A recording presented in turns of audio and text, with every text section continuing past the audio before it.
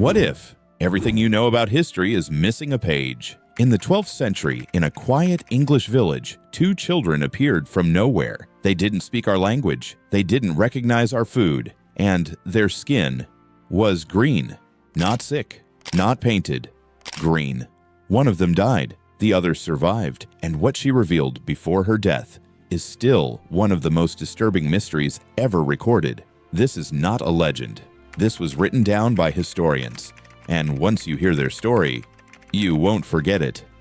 The village was called Woolpit. Farmers were working near deep pits used to trap wolves when they heard something strange.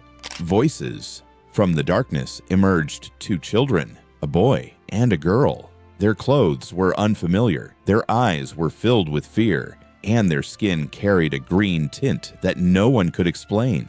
The villagers froze. Some believed they were cursed. Others whispered they were not human at all. No one knew where they came from. No road led to the village. No family came looking for them. They had simply appeared. The children were taken in and offered food, bread, meat, milk. They refused everything. Days passed. The children grew weaker until they saw something in a nearby field, raw beans. They ran toward them without hesitation and ate as if they had not eaten in years. That moment terrified the villagers. What kind of children reject all human food but recognize raw beans? Soon after, the boy fell ill, and then he died.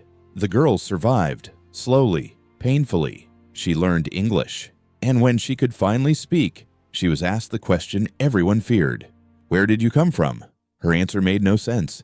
She said they came from a place called the Land of St. Martin, a land where there was no sun, only constant twilight, where everyone had green skin. She said they lived underground, and one day they heard bells, a sound so powerful it pulled them forward. Then suddenly, they were no longer home. They were standing in Woolpit. No journey, no memory of the path, just arrival.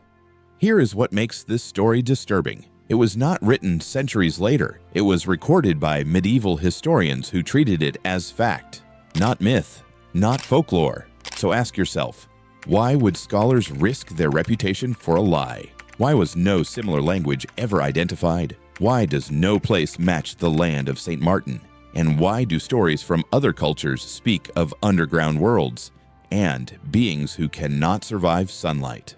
Some say the children were refugees. Others say disease turned their skin green, but none of these explanations answer everything. Not the language, not the sudden appearance, not the world without sunlight.